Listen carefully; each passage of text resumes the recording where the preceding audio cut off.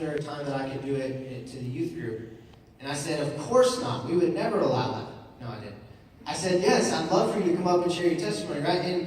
And so I was like, any Wednesday would be fine. What do you want? And I was expecting her to be like, well, maybe a couple weeks. She said, well, I've had this prepared for a while. I'm ready. How about tomorrow? I said, all right, sweet, let's do it. And so Abigail's going to come on up and share her story with you guys. I hope this is an encouragement to you. I'm really excited. Come on up, Abigail. I'm really excited to hear this. And so you guys just give her the same attention that you give me. And we're going to get to hear a good story. So.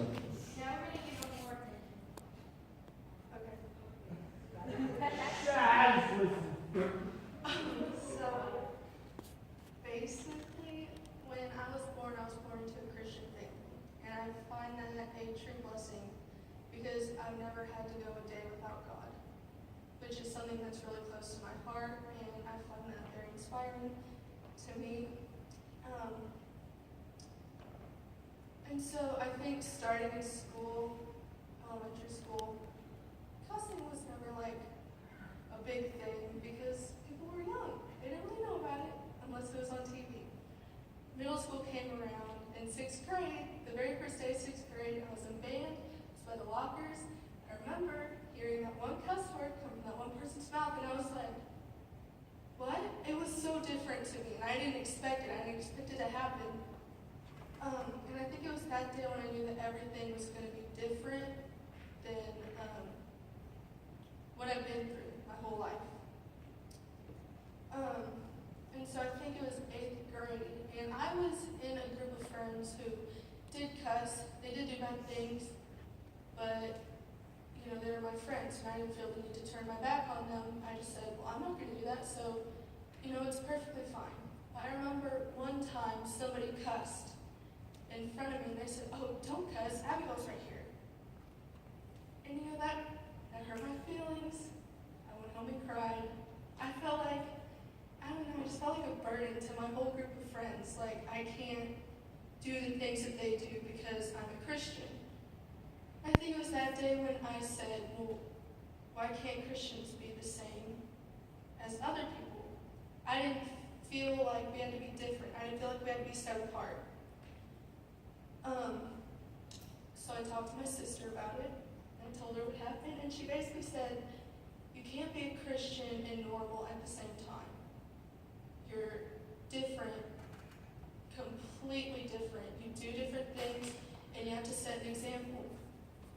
And so I kept that with me growing up, ever since the first day of 6th grade.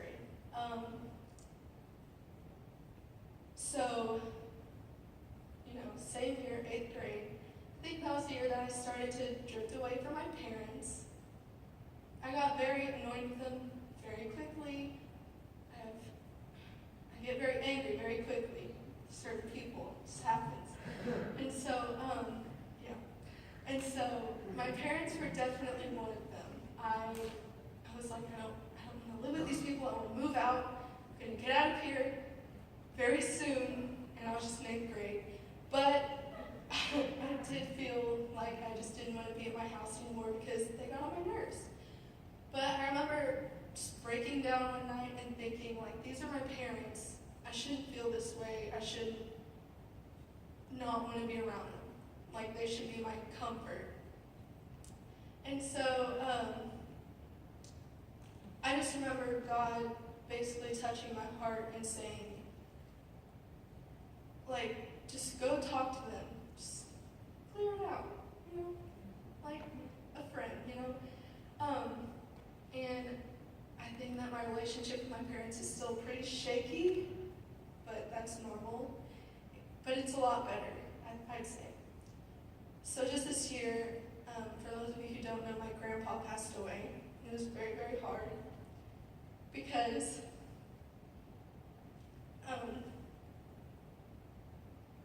it was probably the first one,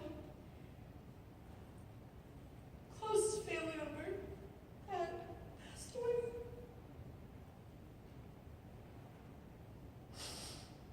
So, my dad was born in Mexico, so I have family in Mexico.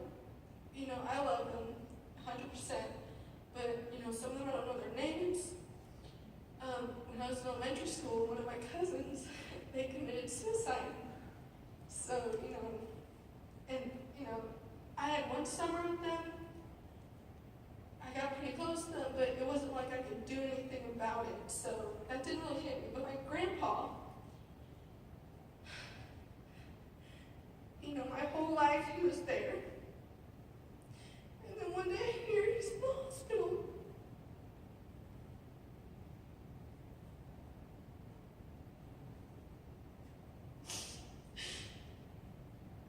That was really hard.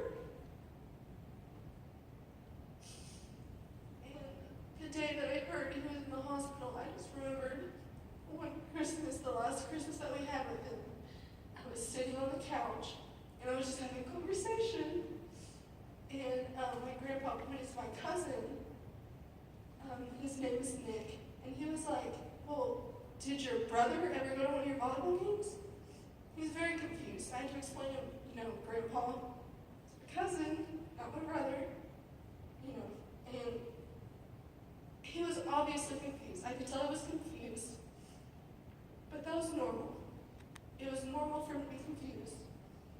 But then I remember he turned to me after an awkward silence. He turned to me and he said, have you ever heard Joshua 1:9? And I said, well, I probably have, but I don't know it on the top of my head.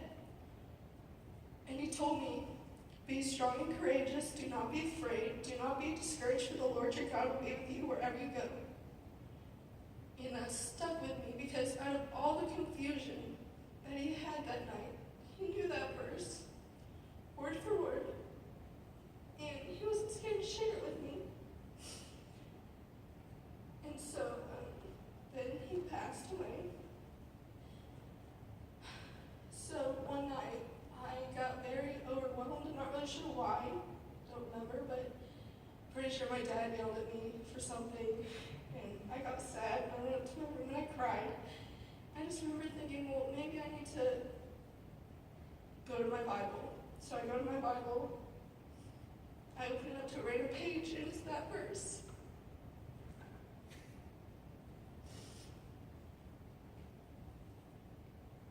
I cried more because I knew that was God.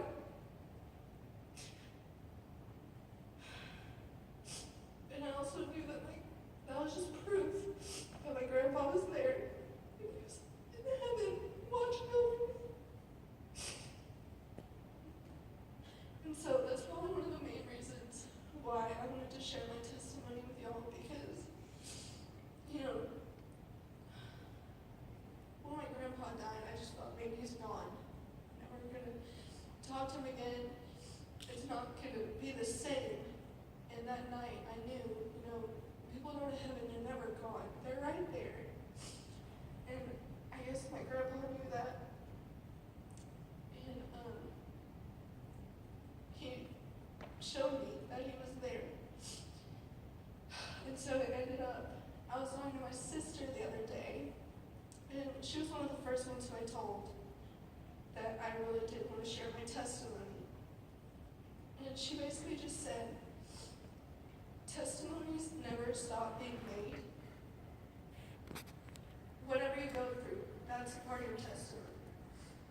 A few months ago, I thought, I've even told some of y'all, my testimony is not interesting. It's not like I've gone and done drugs and then come back. It's not like that, but I would say that my grandpa's probably the main part of my testimony.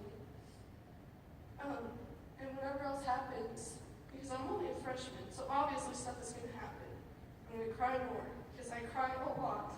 Even though a bunch of people think that I'm so happy all the time, I cry all the time. It's never going to stop being made, and I think that's honestly such a great thing for me personally. So